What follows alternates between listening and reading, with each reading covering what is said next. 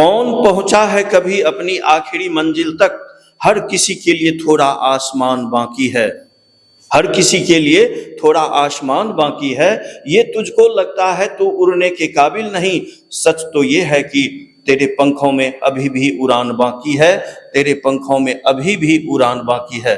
नमस्कार, आज हमें मधेपुरा में और हमारे साथ है मधेपुरा विधानसभा के भावी प्रत्याशी अश्विनी कुमार। तो चलिए इनसे मिलकर बातचीत करने का प्रयास करते हैं। सबसे पहले स्वागत है सर आपका हमारे चैनल में। जी धन्यवाद। और आज जन स्वराज कार्यालय मधेपुरा में प्रेस वार्ता के माध्यम से हम सभी दर्शकों का अभिनंदन करते हैं और इस प्रेस वार्ता के द्वारा हम अपने जन स्वराज के कुछ विचारों को आपके बीच रखना चाहते हैं कि हमारे मुख्यमंत्री, बिहार के मुख्यमंत्री श्री नीतीश कुमार जी हैं। आदरणीय मुख्यमंत्री जी से जन स्वराज का 3 सवाल है, मुख्यतया 3 सवाल है। उसमें से पहला सवाल ये है कि आपने घोषणा किया था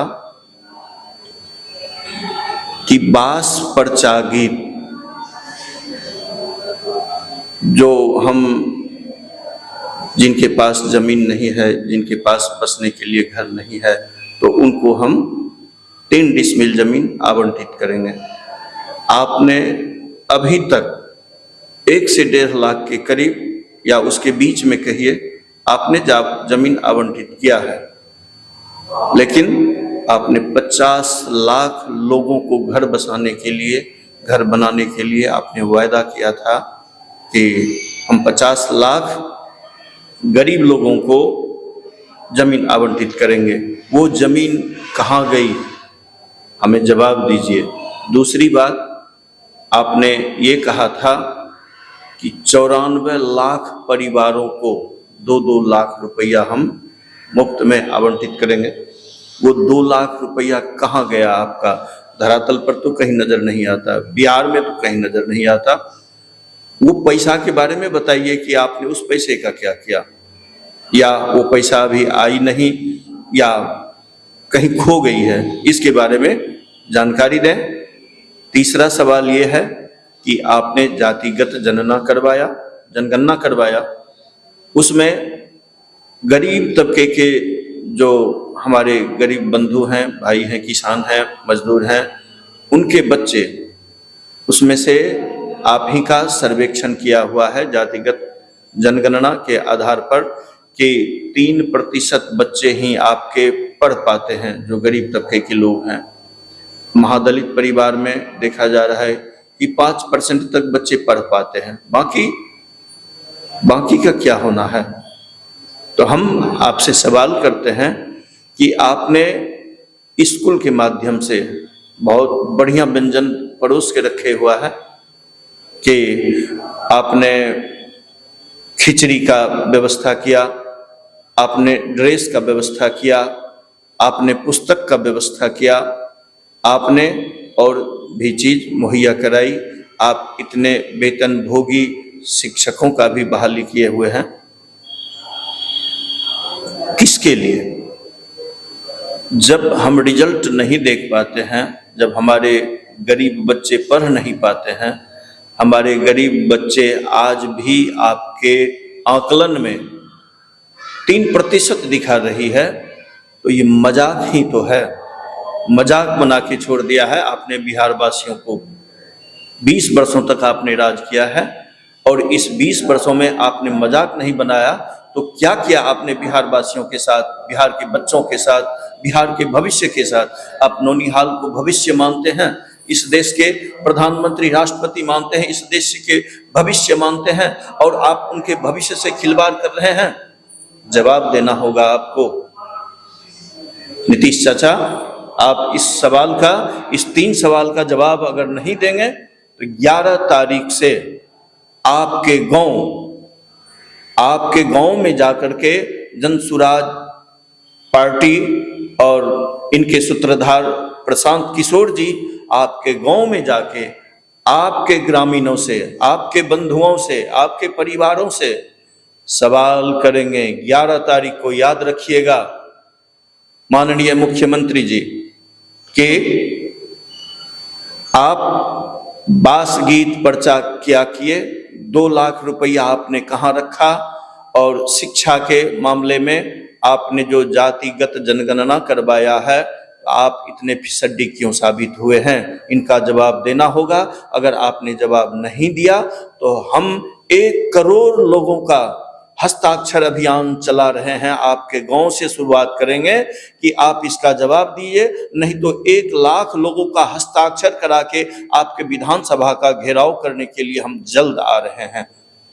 तो सर सबसे बड़ी समस्या यहाँ पे बिहार में ये है कि जन स्वराज तो बिहार बदलाव रैली निकाले, बिहार को बदलना चाहते हैं, लेकिन अगर वर्तमान स्थिति में देखा जाए तो सबसे बड़ा भटकाव जिसको बोलते हैं, बिहार के जो युवा है वो भटक गए हैं। बिहार के युवा पढ़ लिख करके उसको रोजगार नहीं मिल रहा है, तो इस विषय मुद्दे पे आप क्या कहना चाहते हैं? बहुत अच्छा सवाल पूछा है आपने। कौन पहुंचा है कभी अपनी आखिरी मंजिल तक? ध्यान दीजिएगा, कौन पहुंचा है कभी अपनी आखिरी मंजिल तक?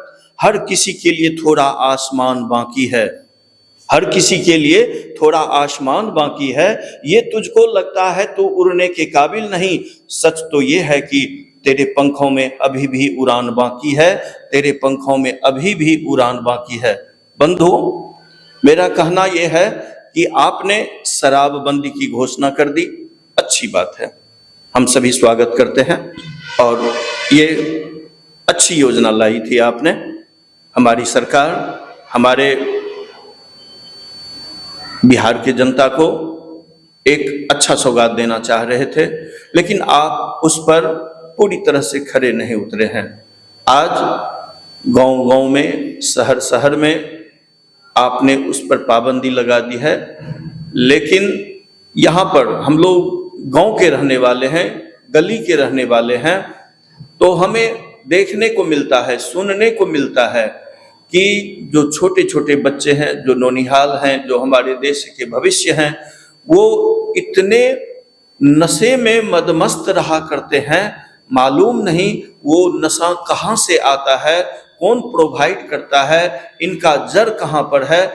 सरकार, आप तो जरा मालूम करिए, आपके कानों तक हम तो समझते हैं कि अगर मक्खी भी उड़ती है तो आपको खबर लगती है, और आपको अभी तक ये पता नहीं कि हमारे बिहार के बच्चे नशे में पीड़ित हो रहे हैं और नशा में अपना जीवन वापस कर रहे हैं, जीवन को खत्म कर रहे हैं, अपने भविष्य को समाप्त कर रहे हैं। इस पर आप एक्शन कब लेंगे? तो सर एक सवाल और है आपसे कि बिहार में ढेर सारी पार्टी है, लेकिन जनता का कहीं ना कहीं विश्वास था या अभी भी कुछ जनता के विश्वास है जन स्वराज जो नई पार्टी है, तो क्या जनता जन स्वराज को सपोर्ट करेगी? देखिए, 2 अक्टूबर 2024 को जो जन स्वराज पार्टी के सूत्रधार हैं श्री प्रशांत किशोर जी, उन्होंने इस पार्टी की नींव रखी और सरकार के द्वारा मान्यता भी शायद मिला है 2 अक्टूबर 2024 को। उसके बाद ये कार्य रूप में तो अनेकों मुख्यमंत्री बना चुके हैं।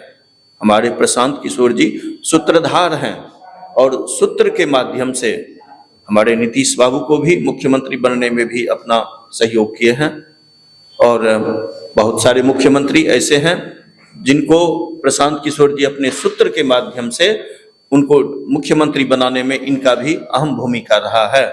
और आज की स्थिति ये है कि हम आज बिहार में अपना सरकार बनाने जा रहे हैं, और हम इस बीच, आप कह रहे हैं कि नई पार्टी है, हम इस दरमियान 7-8 महीने के दरमियान में हमने इतनी ऊंची उड़ान भर ली है बिहार में कि हम आने वाले विधानसभा में हम बहुमत के साथ आएंगे और जरूर आएंगे। एक सवाल और है सर, तो मधेपुरा में प्रेस कॉन्फ्रेंस रखे हैं, इसका उद्देश्य क्या है?